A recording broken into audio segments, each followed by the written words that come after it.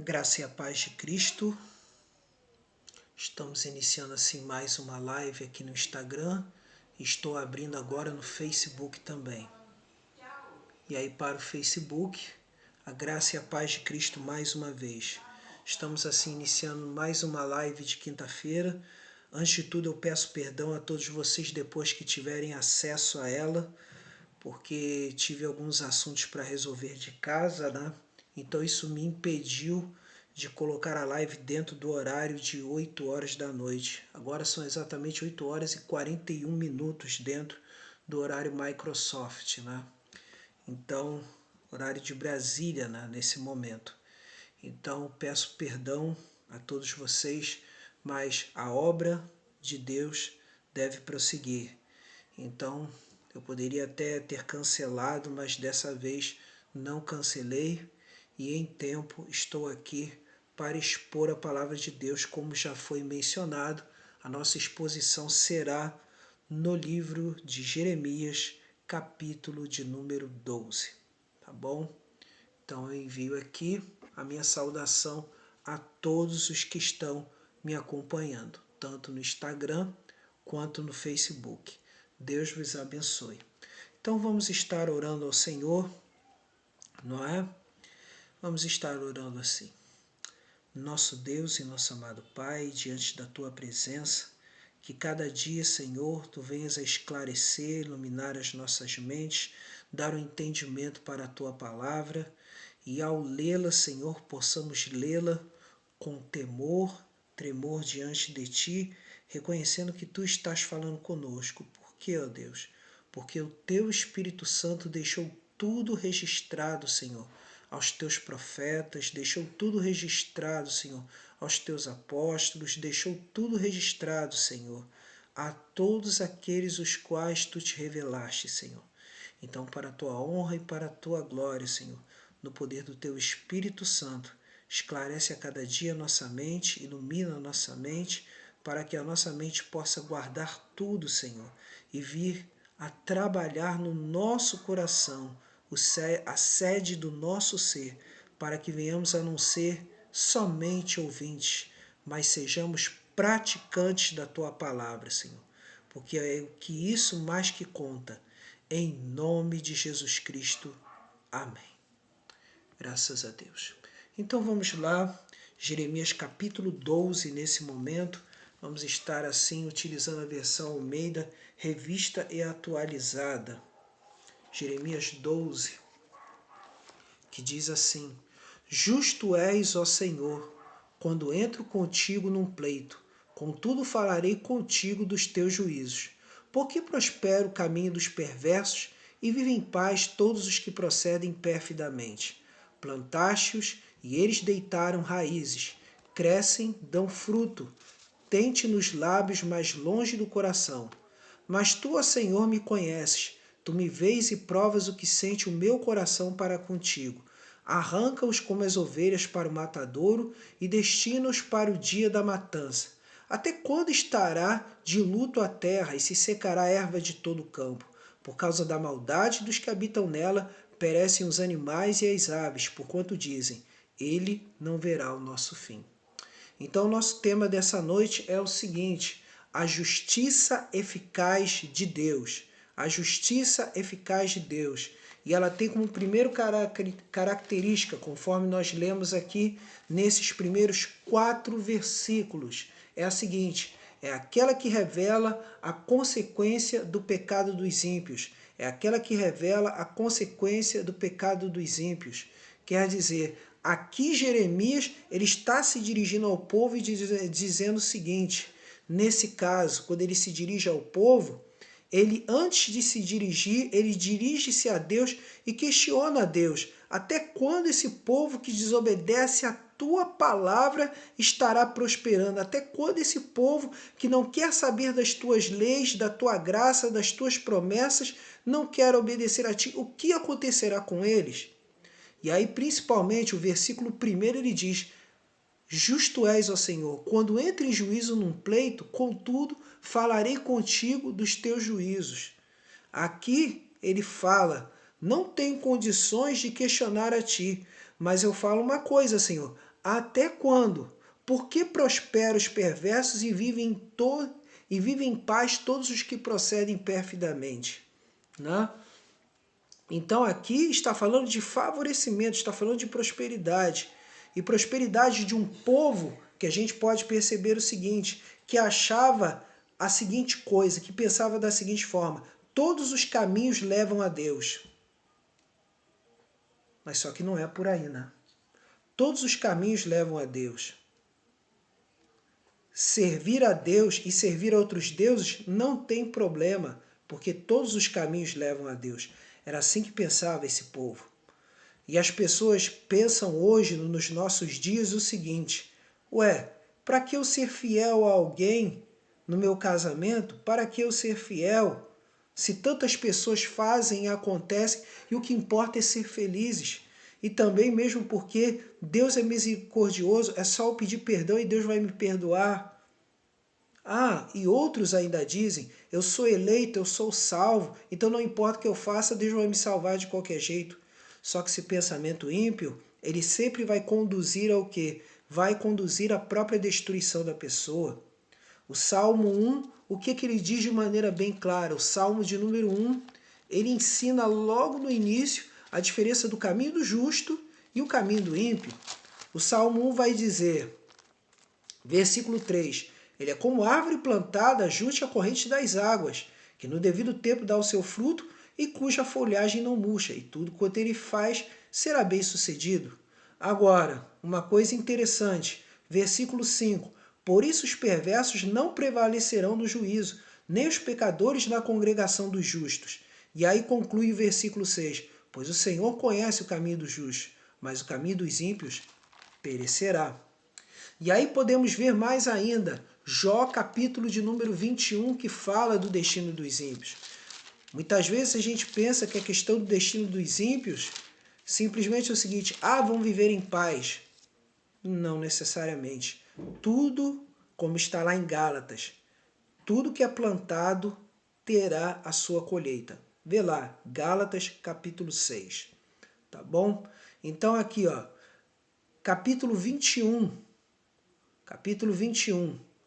diz aqui de Jó: ouvi atentamente as minhas razões, versículo 2, e já isso me será a vossa consolação. Tolerai-me e eu falarei, e havendo eu falado, poderei zombar. Acaso é do homem que eu me queixo? Não tenho motivo de impacientar. Olhai para mim e pasmai, e ponde a mão sobre a boca, porque só de pensar nisso me perturbo, e um calafrio se apodera de toda a minha carne. Como é, pois, que vivem os perversos e envelhecem e ainda se tornam mais poderosos? Aqui é o questionamento de Jó do mesmo jeito que Jeremias questionou. Mas olha só a resposta no final de tudo no livro de Jó. No livro de Jó, a resposta final de tudo que o próprio Deus vai trazer, né?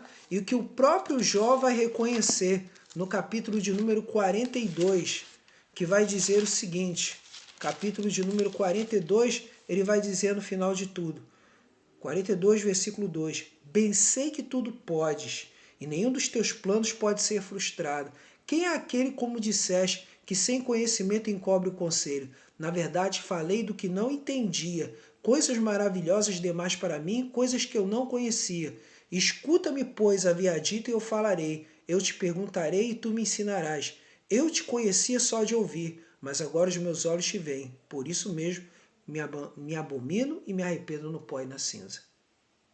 Então a justiça de Deus é sempre eficaz.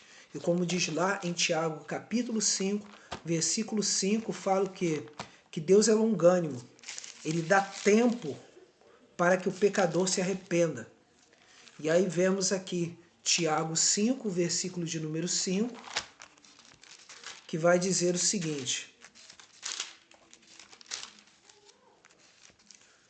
tendes vivido regaladamente sobre a terra, tendes vivido nos prazeres, tendes engordado o vosso coração em dia de matança, tendes condenado e matado o justo, sem que ele vos faça resistência.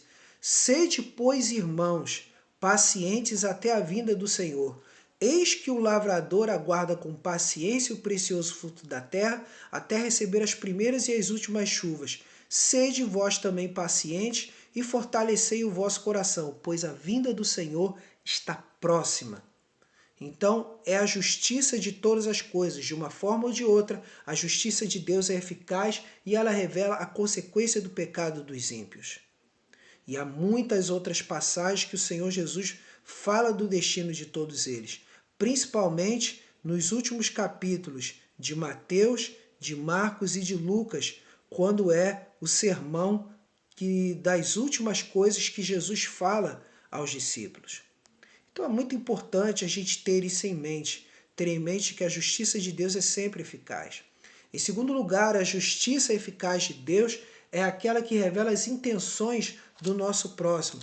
É aquela que revela as intenções do nosso próximo. Voltemos aqui a Jeremias, capítulo 12, versículos 5 e 6. Se te fatigas correndo com homens que vão a pé, como poderás competir com os que vão a cavalo? Se em terra de paz não te sentes seguro, que farás na floresta do Jordão? Trazendo aplicação para os nossos dias de hoje, o que acontece? Em tempos de paz, muitas vezes vivemos com medo. Mas o que Deus diz? Porque até os teus irmãos e a casa de teu pai, eles próprios procedem perfidamente contigo. Eles mesmos perseguem com fortes gritos. Não te fies deles ainda que te digam coisas boas. Isso está falando do quê? De que viver de maneira justa nem sempre agradará a todos. Até inclusive aqueles que são próximos a nós, muitas vezes se incomodarão de vivermos uma vida justa. E aí é revelado a verdadeira intenção dos corações das pessoas. Devemos estar atentos a isso. Muitas vezes um pai, um irmão, muitas vezes um colega, um amigo, muitas vezes esposo, esposa, namorado, namorada, noivo, noiva. Essa é a realidade. E aí, esse é que é o ponto. Jesus ele vai dizer o seguinte, que quem vive o evangelho verdadeiramente, há uma situação de falta de amor. Então estamos aqui, Jeremias, capítulo 10, versículos 17 a 21. Aí, Mateus 10, versículos 17 a 21. Mateus 10, versículos 17 a 21, que vai dizer o seguinte: acautelai-vos dos homens, porque vos entregarão aos tribunais e vos açoitarão nas suas sinagogas. Por minha causa sereis levados à presença de governadores e reis. Aqui já está falando da época dos apóstolos, né? Para lhes servir de testemunho a eles e aos gentios. Isso aqui Jesus está falando de imediato para os apóstolos. E quando vos entregarem, não cuideis em como ou que haveis de falar, porque naquela hora vos será concedido o que haveis de dizer. E aqui já fala também do povo que sofreu séculos depois nas arenas de Roma, no meio dos gladiadores, no meio das feras, dos leões, muitos que foram queimados vivos, né? E aí diz, ó, visto que não sois vós o que falais, mas o Espírito de vosso Pai é quem fala em vós. Um irmão entregará à morte outro irmão, e o pai ao filho. Filhos haverá que se levantarão contra os progenitores e os matarão. Sereis odiados de todos por causa do meu nome. Aquele que, porém, perseverar até o fim, esse será salvo. Então, estejamos atentos, porque dia virá em que haverá perseguição e teremos que ficar fortes e prontos em Cristo Jesus para dizer a razão da nossa fé, para ficarmos firmes e fortes em nome do Senhor. Prosseguindo aqui, a justiça eficaz de Deus também é aquela que utiliza o mal como instrumento de castigo para com os filhos desobedientes. É aquela que utiliza o mal como instrumento de castigo para com os filhos desobedientes. Olha só os versículos 7 a 13 de Jeremias. Desamparei a minha casa, abandonei a minha herança, a que mais eu amava entreguei nas mãos de seus inimigos. Aqui Jeremias está falando da aliança mosaica. Jeremias está falando de uma aliança que tinha sido feita com o povo. E se o povo se desviasse dessa aliança, certamente outro povo invadiria a terra e castigaria a eles. Boa noite, irmã Jacira. Deus abençoe. sua vinda aqui em nome do Senhor Jesus. Então aqui está, e aí continua, versículo 8, a minha herança tornou-se como leão numa floresta, levantou a voz contra mim, por isso eu a aborreci. Acaso é para mim a minha herança ave de rapina de várias cores, contra a qual se ajuntam outras aves de rapina? E depois ajuntai todos os animais do campo, trazei-os para devorarem. E aí está, muitos pastores destruíram a minha vinha, quer dizer, está falando aqui dos líderes de Israel, né? E pisaram meu quinhão, a porção que era o meu prazer, tornaram-na em deserto. Eu tenho falado aqui constantemente de líderes, o que acontece? Que vêm as ovelhas, muitas vezes, trazendo para os dias de hoje, vêm as ovelhas muitas vezes como que? Como objeto para arrancarem dinheiro, como dizem, arrancarem a sua lã e só explorarem. E no final, o que acontece? Ao invés de tratá-las como irmãos do Senhor, a quem se deve ajudar, trata-se como o quê? Como empregados, que nem recebem salário. E aí, se a gente for pensar mais ainda, acabam sendo escravos.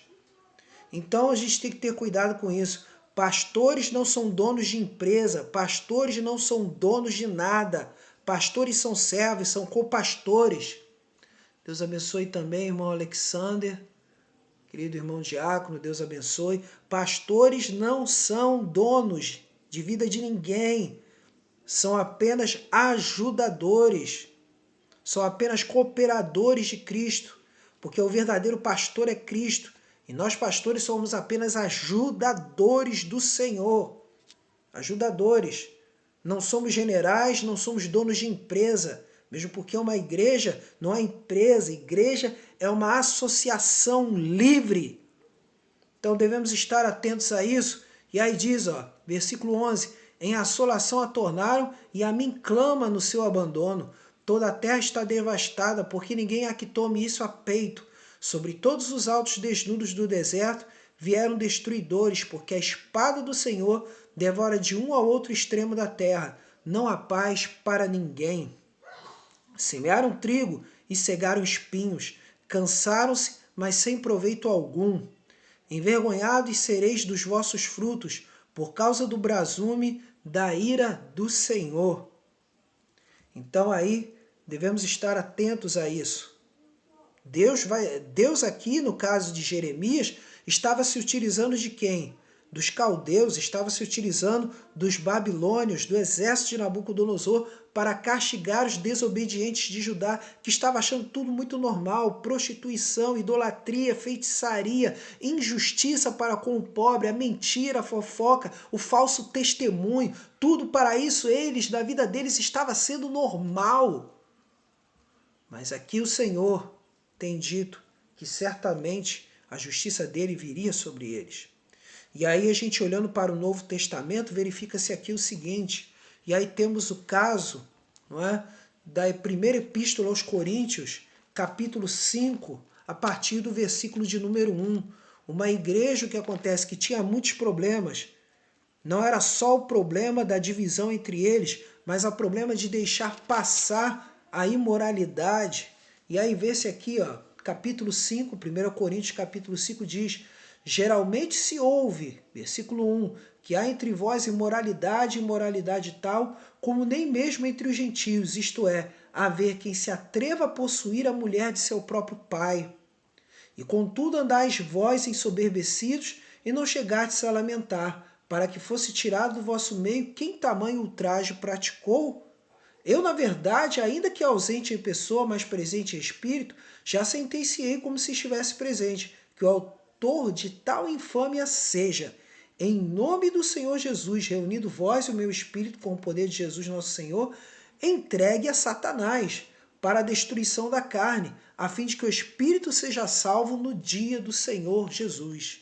Quer dizer, esse texto aqui está falando o seguinte, que Satanás serviu, nesse caso, para que essa pessoa, ou seja, o mal, pudesse corrigi-lo de tudo isso.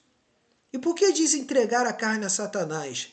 Isso pode ser entendido de várias formas, mas pode-se dizer o seguinte, que Deus retirou a sua mão de dar saúde, de dar prosperidade, não é?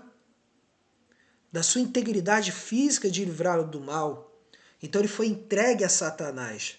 E aí nesse sentido, em outras palavras, isso se chama exclusão.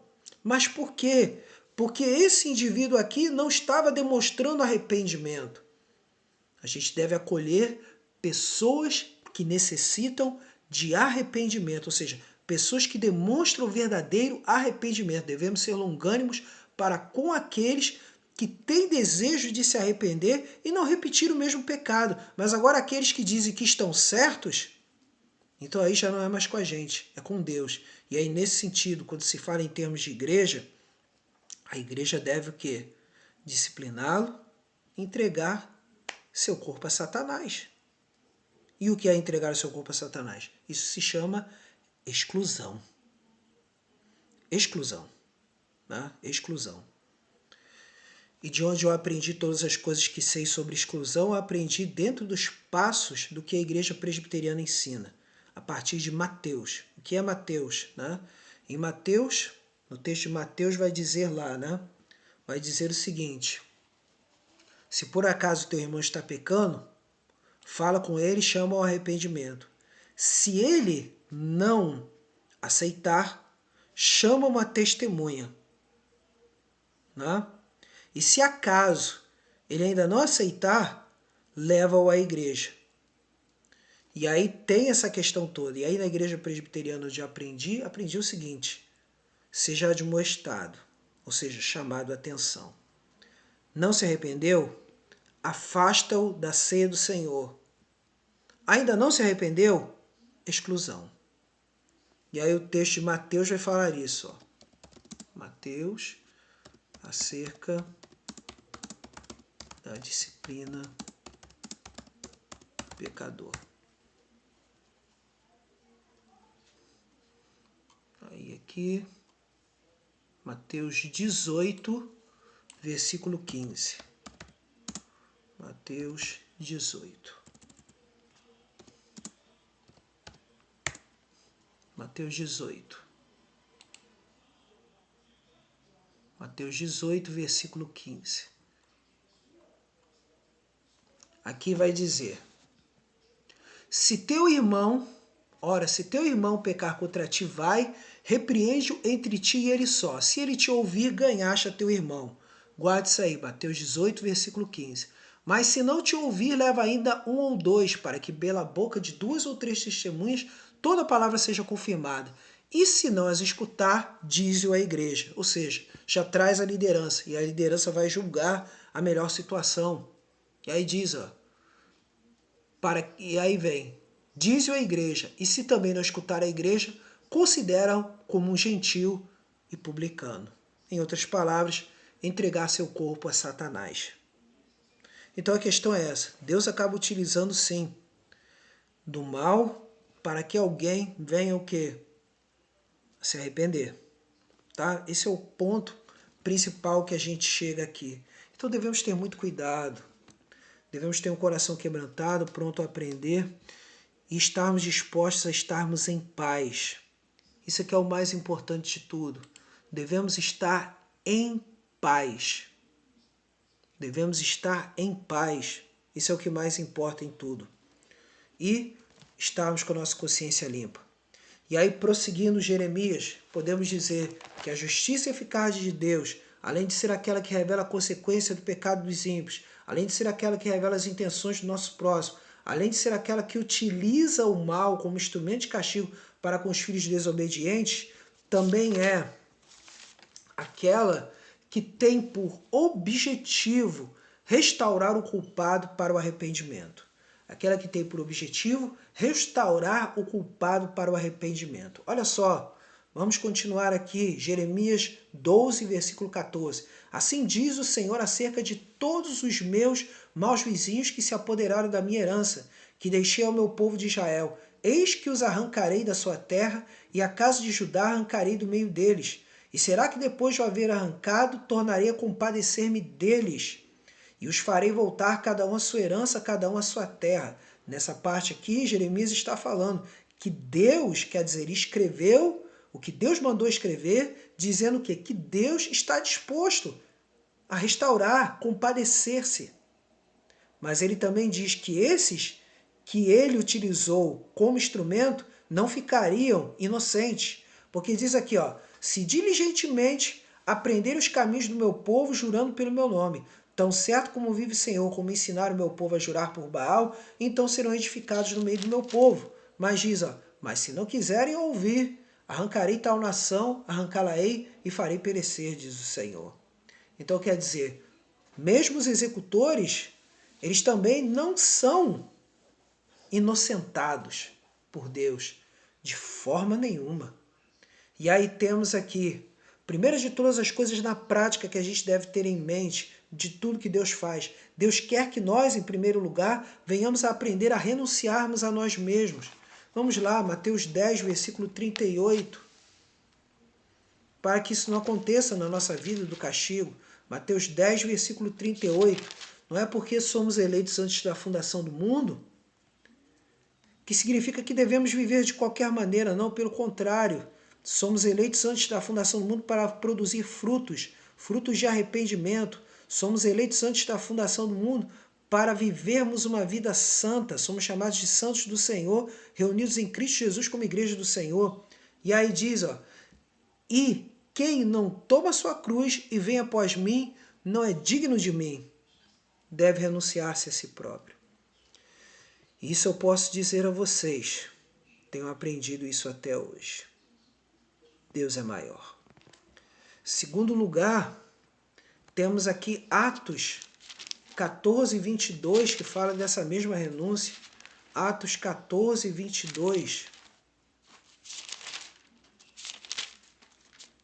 Que vai dizer, ó, Paulo falando acerca do viver cristão, fortalecendo a alma dos discípulos, exortando a permanecer firmes na fé e mostrando que através de muita prosperidade, muitos carros, Deus nos abençoa. Claro que não. O texto bíblico está dizendo aqui, ó, fortalecendo a alma dos discípulos, exortando a permanecer firmes na fé e mostrando que através de muitas tribulações nos importa entrar no reino de Deus. Teologia da prosperidade que fala, profetiza e receberá a bênção, sacrifica e receberá em dobro. Essas mentiras são as mentiras de Satanás. O mesmo Satanás que chegou para Jesus e disse lá para ele, se tu és filho de Deus, transforma essas pedras em pão. Mas pastor, então quer dizer que eu não posso ser rico? Pode, com trabalho, com honestidade, pedindo a Deus sabedoria e entendimento. Não é sacrificar e profetizar e determinar e botar Deus na parede, não. Porque nada na vida é fácil. A graça só vem de graça porque Jesus Cristo morreu na cruz do Calvário para nos trazer essa graça eficaz. Foi Ele pagou o preço. No mais, na nossa vida, é nossa responsabilidade. Nós que somos eleitos, nascidos de novo, habitação, santuário do Espírito Santo de Deus, sermos guiados pelo Espírito de Deus no nosso lar, na nossa vizinhança, no nosso trabalho. E podemos glorificar a Deus e dizer glórias a Deus. Aleluia. Maravilha de Deus. Porque Deus, vendo nós pecadores, nos tornou filhos de Deus. Nos tornou seus filhos. Então aqui está. E aí podemos ver aqui Lucas 5,32, que aí fala da questão, dessa questão principal. Lucas 5,32, sabe o que vai dizer para a gente? Lucas 5,32, que Deus fala conosco. É Deus falando conosco. A gente não precisa titubear, a gente não precisa duvidar. É Deus falando conosco. E a gente sabe que é seguro isso. Ele diz, não vim chamar justos, e sim pecadores ao arrependimento. É preferível o quê? Estar no meio dos pecadores redimidos, sempre para a honra e glória do nosso Deus. Isso é o mais importante de tudo. E aí podemos ver 2 Coríntios, capítulo 7, versículo de número 10. 2 Coríntios, capítulo 7, versículo de número 10. Segunda Epístola aos Coríntios, capítulo 7, versículo de número 10. Porque a tristeza, segundo Deus, produz arrependimento para a salvação, que não traz pesar, mas a tristeza do mundo produz morte. Sempre quando nos arrependemos de verdade diante do Senhor, isso traz coisa boa. Traz salvação. Traz a certeza de termos uma morada no céu. Isso é o mais maravilhoso de tudo, é o mais maravilhoso. A gente pode ter certeza disso. Então a gente sabe que Deus, Ele nos conforta, que Deus, Ele tem coisas maravilhosas para nós. E aí, eu quero dizer aqui o seguinte, uma coisa muito importante aqui, né? Deixa eu ver se eu consigo encontrá-la, né? Deixa eu ver aqui aquele caso de volta. Deixa eu ver aqui.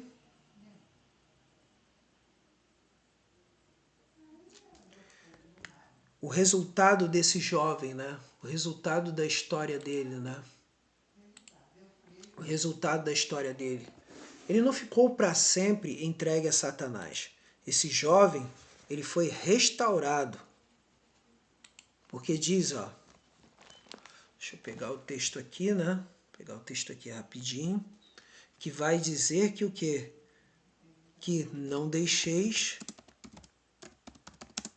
em extrema tristeza, antes recebei de volta o pecador. Deixa eu ver aqui. Isso. 2 Coríntios, capítulo 1, né? Deixa eu ver aqui.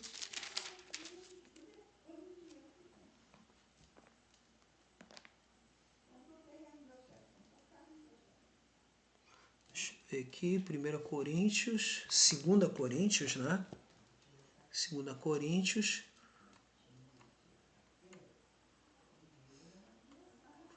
2 Coríntios.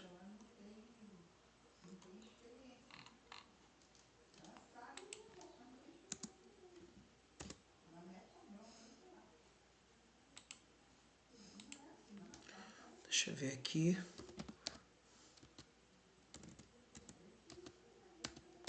Antes recebei o arrependido, para que não se consuma de tristeza.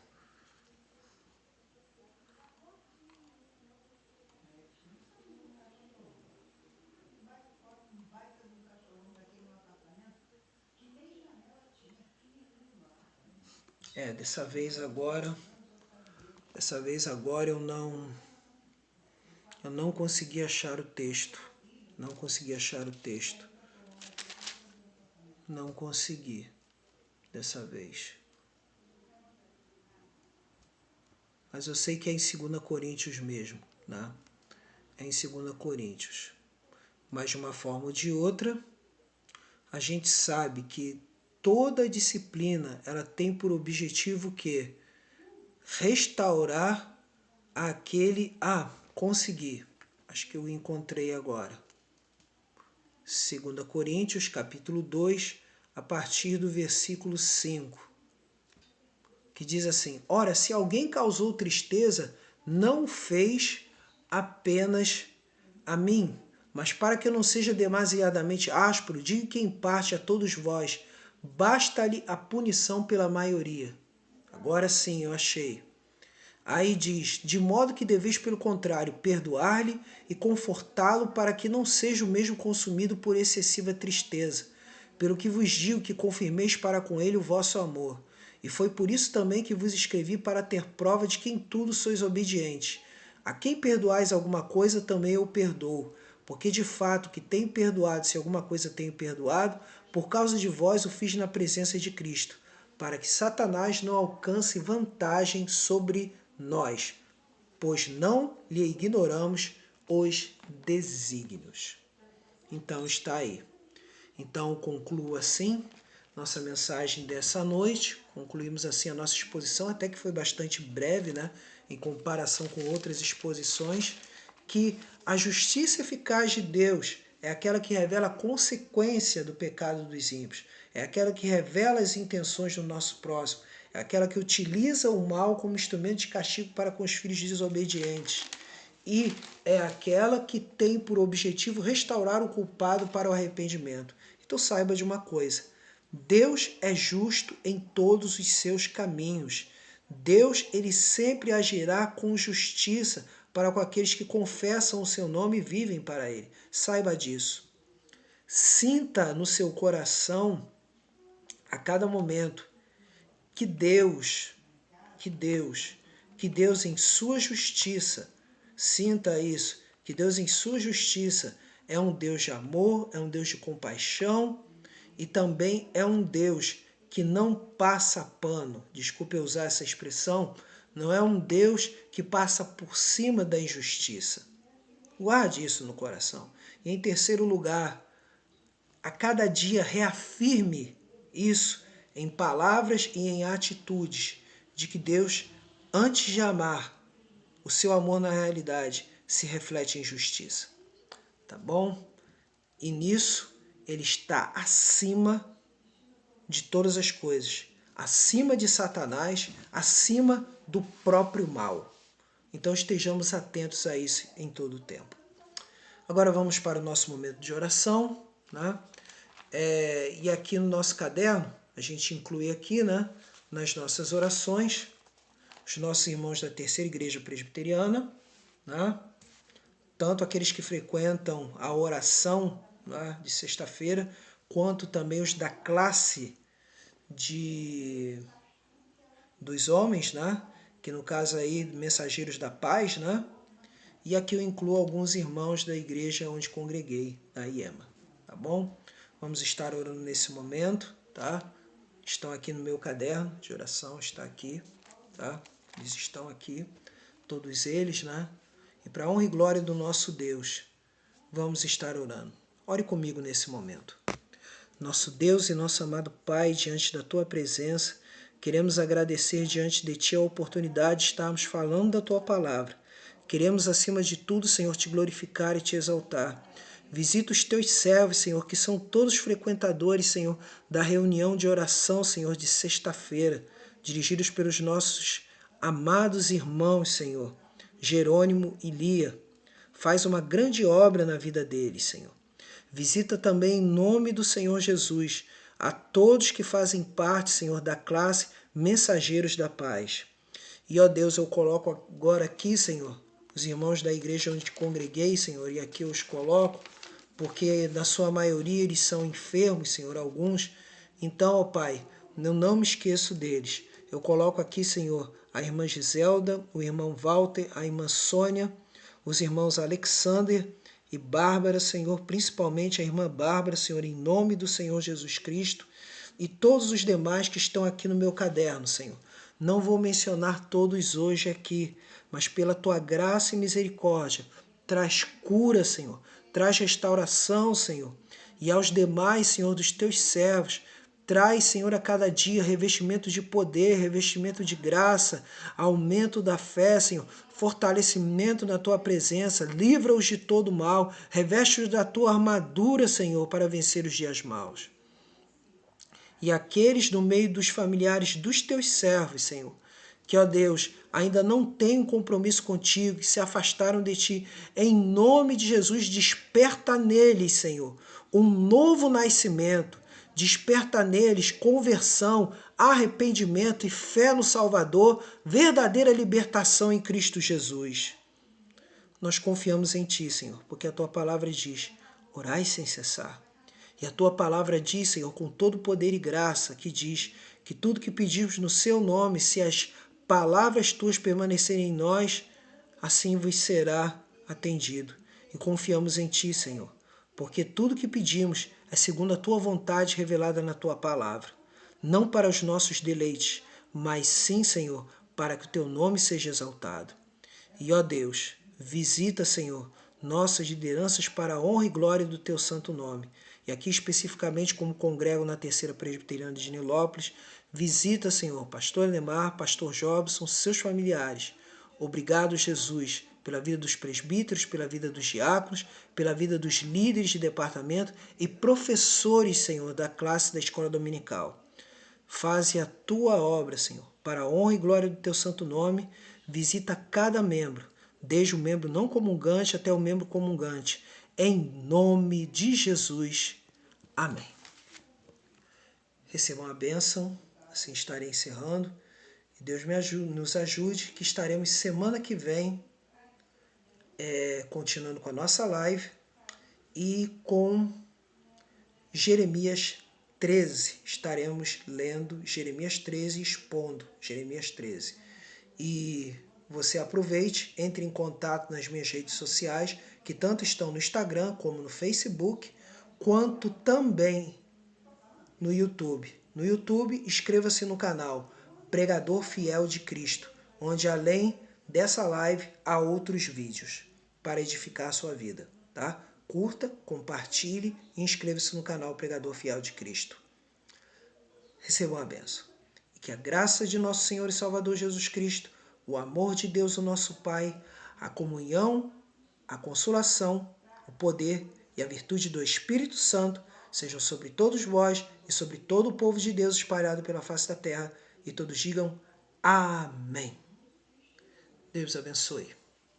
Glórias a Deus. Deus é justo em todos os seus caminhos. Então vamos encerrar aqui nossa live.